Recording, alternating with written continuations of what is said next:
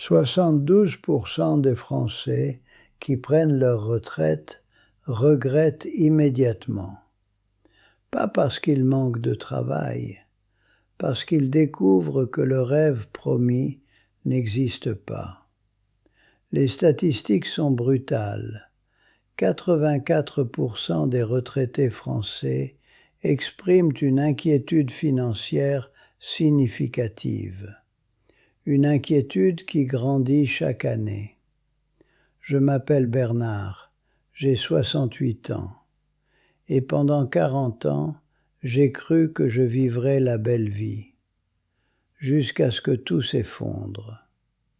Je suis ici pour te parler de quelque chose qu'un rabbin m'a enseigné, une sagesse qui existe depuis 3000 ans dans le Talmud. Une sagesse que les Français ont complètement oubliée. Nous parlons beaucoup de profiter de la vie, de la joie de vivre, de la philosophie française. Mais nous ne parlons pas de comment construire une vie tranquille où cette joie est possible. Je ne suis pas un conseiller financier. Je suis un homme qui a presque tout perdu pour comprendre comment vraiment vivre. 40 ans. 40 ans dans une banque lyonnaise, Crédit Agricole pour être précis. 40 ans de réunions, de chiffres, de responsabilités. Je me suis dit, Bernard, sacrifie maintenant, profite plus tard. C'est le mensonge que les Français se racontent. Nous avons la semaine de 35 heures. Nous avons un droit légal aux vacances. On nous dit, vous pouvez vivre, profitez. Mais moi, j'ai choisi de ne pas profiter. J'ai choisi de travailler plus. J'ai choisi de monter dans la hiérarchie. Pourquoi? Pour le moment magique à 62 ans, ou 64 maintenant, avec cette réforme ridicule. Ce moment où je pourrai enfin respirer. Mais ce moment n'est jamais venu. J'ai suivi le plan français parfait. J'ai acheté un appartement à Lyon. Pierre. C'est ce que nous appelons nos investissements. La pierre. Comme si la pierre avait une valeur intrinsèque. Comme si posséder une pierre était la sécurité absolue. J'ai acheté cet appartement et il m'a coûté toute mon énergie. Tous les revenus supplémentaires que j'aurais pu avoir, je les ai utilisés pour payer la pierre. Immobilier. C'est l'obsession française. La pierre ne ment pas, disait mon père. La pierre dure. La pierre est sécurité. Mais qu'est-ce qui se passe quand tu es propriétaire d'une pierre qui produit rien? Tu as de la pierre, mais pas d'argent. Tu as une chambre de plus que tu n'utilises pas. Tu as des charges immobilières qui augmentent chaque année. Tu as une taxe foncière. Tu as des réparations. Et tu as zéro revenu de cette pierre. J'ai aussi investi dans l'assurance vie. C'est la passion française. Assurance vie, pas vraiment une assurance, c'est un investissement avec une enveloppe fiscale. L'assurance vie qui vous promet 2% par an. 2%. Pendant ce temps, l'inflation était 3%, 4%. J'ai investi dans un produit RIRUP. Non, une assurance vie française. Préfonds. Eurocroissance. Ces noms qui sonnent sérieux, comme si le sérieux pouvait créer de la richesse. Puis, il y avait mon portefeuille au CAC 40. Quelques actions. LVMH, Total, BNP Paribas. Les grandes entreprises françaises. Sociétales, responsables, françaises. Et puis j'attendais. J'attendais que ma retraite arrive. 62 ans, puis 64. avec cette réforme maudite qui a mis tous les Français en colère il y a 3 ans. On a protesté, on a bloqué les gares, on était furieux parce que l'État voulait que nous travaillions 2 ans de plus. 2 ans, comme si 2 ans de plus de ma vie valaient quelque chose. Mais j'ai accepté. Comme un bon citoyen français, j'ai accepté. Et j'ai travaillé ces 2 ans supplémentaires. Et puis, à 64 ans, j'ai pris ma retraite. Et puis j'ai eu ma crise cardiaque. Ce n'était pas grave, le médecin a dit, juste un avertissement. Mais c'était un avertissement que ma vie était finie. Pas celle que j'avais planifiée, la vraie vie, celle qui se passe en ce moment. Pas dans 4 ans, pas dans 10 ans, maintenant. Et je l'avais gaspillée. Je l'avais gaspillée pour une pierre qui ne produisait rien et une assurance vie qui rapportait rien. Quelques mois après, je suis allé à une cure thermale dans les Vosges. Un médecin l'a recommandée, pour me reposer, pour récupérer. Et là, à côté de moi, dans le centre de bien-être, était Rabbin Cohen. Il était seul, comme moi. Et nous avons commencé à parler. Pas de financier, de vie, de déception, de promesses non tenues. Il était de la communauté juive de Lyon, une vieille communauté, une des plus anciennes de France. Il m'a dit qu'il avait vu des générations de Juifs construire des fortunes en France. Puis il a vu la même génération les perdre. Parce qu'il ne comprenait pas une chose très simple. La richesse n'est pas une somme. La richesse est une structure. Le rabbin Cohen m'a parlé du Talmud, de Bava Metzia, 2e chapitre, où il est écrit il y a 3000 ans comment diviser la richesse. En 3 parts égales. 1/3 dans l'immobilier, la base, la terre, la sécurité. 1/3 dans les investissements productifs qui produisent de la richesse. Et 1/3 en liquidité, en cash, en flexibilité. Il m'a dit, Bernard, c'est mathématique, c'est physique, c'est comme l'univers. Tu ne peux pas vivre si tout est dans une catégorie. Tu écrases ton système. Tu dis que tu veux profiter de la vie, mais tu as tout dans la pierre. Et la pierre ne sourit pas.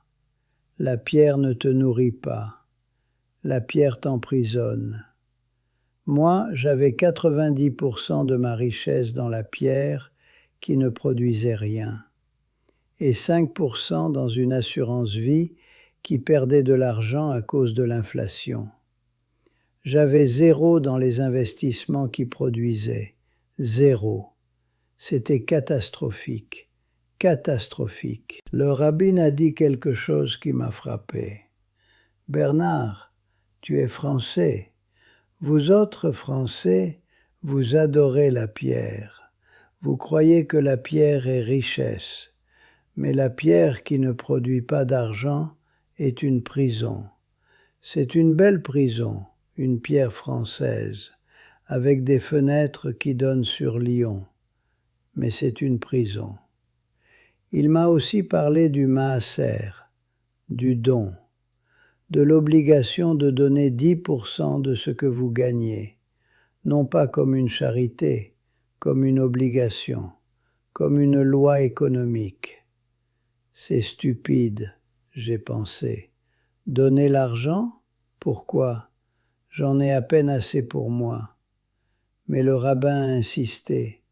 Bernard, les gens qui donnent ne perdent pas, ils gagnent plus, mathématiquement, parce que quand l'argent circule, il se multiplie. Quand l'argent s'arrête, il meurt. L'inflation le mange, les taxes le prennent, les imprévus le volent. Mais quand l'argent bouge, Quand il circule, quand il sert à quelque chose, il grandit. Je suis retourné à Lyon différent. J'avais une carte. Enfin, une carte du monde. Je suis allé voir un conseiller. Non pas un conseiller qui me vendrait des produits de la banque, un vrai conseiller qui m'écouterait. Et nous avons fait un plan, pas violent, pas du jour au lendemain, patient, français, civilisé.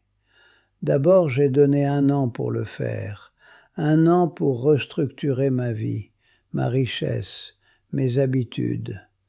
J'ai loué mon appartement de Lyon. C'était une décision française difficile. Abandonner la pierre, c'est grave, mais j'ai loué. Et maintenant, la pierre produit. 450 € par mois. Pas beaucoup, mais c'est quelque chose. C'est la pierre qui travaille pour moi, pas moi qui travaille pour la pierre. Avec le loyer, plus ma retraite, j'avais un peu de cash. Pas beaucoup, mais un peu. Et avec ça, j'ai fait quelque chose que je n'aurais jamais cru faire. J'ai acheté un petit logement moins cher, un studio à Bordeaux, une ville que j'adore. Et je l'ai loué aussi. 2 propriétés maintenant, 2 différentes villes, 2 revenus immobiliers. Ce n'était pas le conseil immobilier français classique. C'était plus intelligent. C'était un portefeuille. Puis, avec ce qui restait, j'ai investi dans un vrai portefeuille. Pas du CAC 40 où je m'attachais aux histoires des entreprises.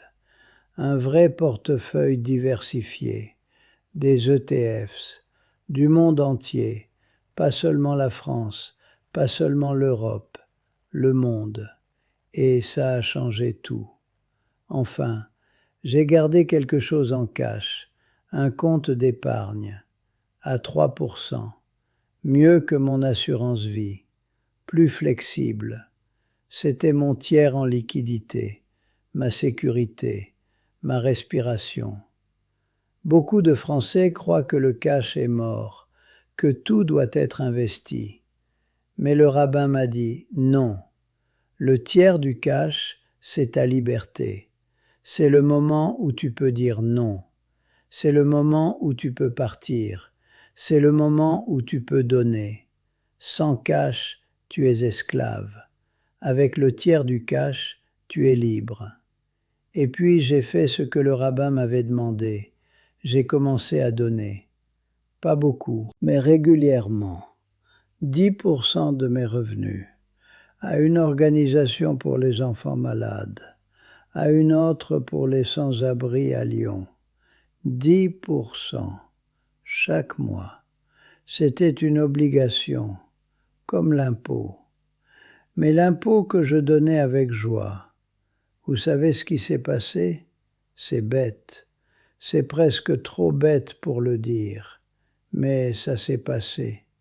Mes investissements ont cru. Pas du jour au lendemain, mais ils ont cru. La bourse a grandi. Mon portefeuille diversifié a rapporté 7%, puis 8%, et il continue. Il est maintenant 5 ans après que j'ai restructuré ma richesse, et mes revenus sont passés de 0 à 2400 € par mois. De la pierre, des investissements, de la liquidité qui travaille. Mais l'argent n'est pas la vraie histoire, comme tu l'as vu avec Klaus. La vraie histoire est que je peux respirer maintenant. Je vais à Bordeaux. Je visite mon petit studio. Je bois un verre de ce Bordeaux 1989 que j'avais gardé pour ma retraite parfaite. Vous savez quoi? Ce vin n'était pas bon. Il était oxydé. Il était mort. Tout comme je l'étais en l'attendant. J'ai jeté le vin, mais j'ai gardé la bouteille, comme un souvenir, un rappel de la bêtise. Maintenant, je bois des vins simples, pas mauvais, mais pas spéciaux. Et la raison pour laquelle c'est meilleur qu'une bouteille de 1989, parce que je le bois avec quelqu'un, avec ma femme, avec mes enfants, avec ma vie, qui se passe maintenant, pas dans une promesse future. Vous savez ce que les autres retraités français me disent? L'un d'eux, un homme de 69 ans, m'a dit « Bernard, comment tu dors? Comment tu ne stresses pas ?» Je lui ai dit « Parce que je comprends enfin que la richesse n'est pas une somme, c'est une structure, une logique. Et cette logique, les Juifs la connaissent depuis 3000 ans, et les Français l'ont oubliée. » Il m'a dit « C'est ça ta secret? Un tiers, tiers, tiers ?» Je lui ai dit « Oui, et aussi donner. Donner crée plus. C'est contre-intuitif. » Mais c'est vrai, il n'a pas compris. Il a dit que c'était bête. Et il a continué à stresser sur sa retraite insuffisante, sa pierre coûteuse, son assurance vie qui perd de l'argent. Certaines personnes ne veulent pas être sauvées. Les Français croient à la beauté, à la philosophie, à la joie. Mais nous avons oublié la sagesse. Et la sagesse, c'est de savoir que la joie qui vient d'une structure est plus douce que la joie promise qui ne vient jamais. Le rabbin Cohen m'a dit une chose que je n'oublierai jamais. Il a dit « Bernard, vous autres Français, vous êtes nés pendant les 30 glorieuses. 30 ans de croissance, de confiance, de certitude que la vie serait meilleure chaque année. » C'était vrai. Et puis ça a changé. Et vous avez encore l'habitude de croire que quelqu'un d'autre va arranger ça. L'État, la banque, quelqu'un d'autre. Mais personne d'autre ne peut arranger ta richesse que toi, et tu dois le faire avec une structure, pas avec de la foi, pas avec de l'espoir, avec de la structure. Je suis maintenant libre, je suis maintenant tranquille. Non pas parce que je suis riche, je ne suis pas riche, je suis seulement structuré. Et la structure crée la tranquillité, et la tranquillité crée la joie. Et la joie, c'est ce que nous recherchions depuis le début. Je ne te dis pas de faire exactement ce que j'ai fait, ton histoire est différente. Mais je te dis que si tu es français, si tu as l'âge que j'ai, si tu te demandes pourquoi tu n'as pas la joie de vivre qui était promis, la réponse n'est pas politique. Ce n'est pas l'État qui t'a volé, c'est toi, c'est ta structure. C'est que tu as tout mis dans une basket et la basket est vide. Le Talmud a une réponse, un tiers immobilier, un tiers investissement, un tiers liquidité et une obligation, donner 10%. C'est simple, c'est ancien, c'est vieux comme le monde, et ça marche. Alors je dis, si tu as 40 ans et tu fais le même sacrifice que j'ai fait, arrête, arrête maintenant. Tu auras plus de vie à vivre que moi. Un tiers en immobilier, un tiers en productif, un tiers en sécurité et donner. Toujours donner. Si tu as 50 ans, tu as encore du temps. Pas beaucoup, mais assez. Restructure, lentement, patiemment, comme nous avons fait. Si tu as 60 ans comme moi, il n'est jamais trop tard. 4 ans. Ça m'a pris 4 ans pour construire une vie structurée. Et maintenant, cette structure crée. Elle produit. Elle vit. Ce que j'ai appris, c'est que vivre la belle vie n'a rien à voir avec la quantité de l'argent. Ça a à voir avec la structure de l'argent. Et une fois que tu comprends la structure, tu comprends la vie. pas la théorie, la vraie vie, la vraie beauté. Le rabbin Cohen m'a offert un petit livre, juste des extraits du Talmud. Je l'ai lu. C'était une sagesse que ma grand-mère aurait su, que quelqu'un en France, il y a 100 ans, aurait su. Mais nous l'avons oublié. Nous avons cru que nous pouvions être plus intelligents, que nous pouvions inventer quelque chose de mieux, que nous pouvions profiter de la vie sans structure. C'était une erreur.